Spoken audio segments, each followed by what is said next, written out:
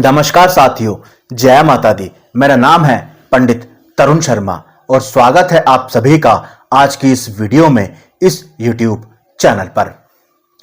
साथियों, बहुत से लोग मुझसे पूछते हैं भक्ति बड़ी है या तंत्र की शक्ति बड़ी है, तंत्र बड़ा या भक्ति बड़ी।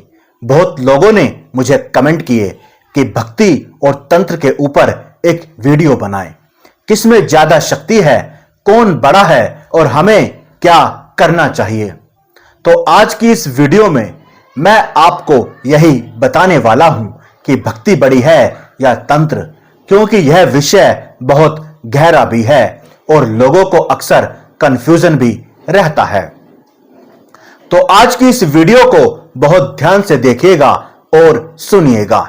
साथियों, लोग अक्सर भक्ति और तंत्र को एक जैसा मान लेते हैं, लेकिन दोनों में जमीन आसमान का फर्क है। दोनों एक जैसे बिल्कुल नहीं हैं, दोनों एक दूसरे से बहुत अलग हैं। पहले समझते हैं भक्ति क्या है और भक्ति कैसे की जाती है।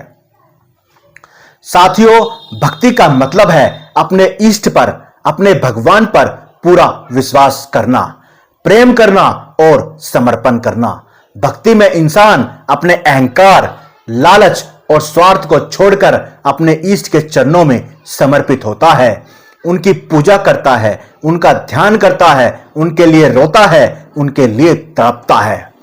भक्ति हमेशा मन, हृदय और आत्मा से की जाती है। इसमें कोई गुप्त क्रियाएं, साधनाएं या किसी साधन की जरूरत नहीं होती।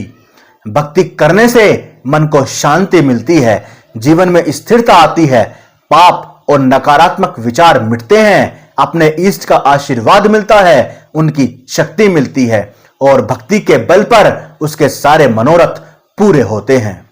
और ध्यान देने वाली बात यह है कि भक्ति में कोई डर नहीं होता, केवल प्रेम और सच्ची श्रद्धा होती है।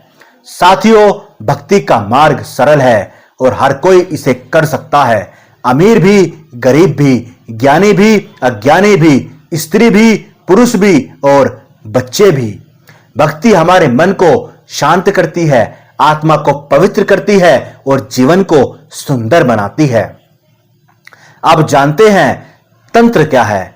साथियों, तंत्र का मतलब है विशेष क्रियाएं। तंत्र में मंत्र, यंत्र, हवन और साधनाएं होती हैं, जिनसे अदृश्य शक्तियों को जगाया जाता है, मनाया जाता है। इसमें अनुष्ठान, अनुशासन, गुप्त विधियां और शक्ति साधना जरूरी होती हैं। यह मार्ग कठिन है और जोखिम भरा है। तंत्र कभी कभी तेज असर भी दे देता है, जैसे बाधा निवारण, शत्रु पर विजय, वशीकरण आदि, लेकिन कभी भी स्थायी शांति नहीं देता। गलत दिशा में प्रयोग करने पर हानि भी हो सकती है, नुकसान भी हो सकता है, यहां तक कि साधक और करने वाले पर जिसकी जान भी जा सकती है। साथियों, तंत्र का आधार है शक्ति को प्राप्त करना, और अगर साधक शुद्ध और योग्य नहीं हुआ तो तंत्र की शक्ति उसके लिए खतरनाक बन जाती है। साथियों, ध्यान देना, भक्ति प्रेम और ईश्वर पर विश्वास का मार्ग है, लेकिन तंत्र शक्ति और साधना का मार्ग है। भक्ति सबके लिए है, सरल है और सुरक्षित है, लेकिन तंत्र कठिन है, सबके लिए नहीं है और खतरा भी है। भक्ति आत्मा को पवित्र बनाती है, लेकिन तंत्र शक्तियां तो देता है पर शांति नहीं देता। तंत्र तेज है पर स्थायी नहीं है, भक्ति धीमी है पर स्थायी है। तंत्र में भय है, भक्ति में प्रेम है। तंत्र बिजली की तरह है, तुरंत रोशनी तो देगा पर कभी भी झटका मार सकता है, लेकिन भक्ति सूरज की तरह है, धीरे धीरे उगती है, लेकिन एक बार निकली तो जिंदगी से अंधकार मिटा देगी।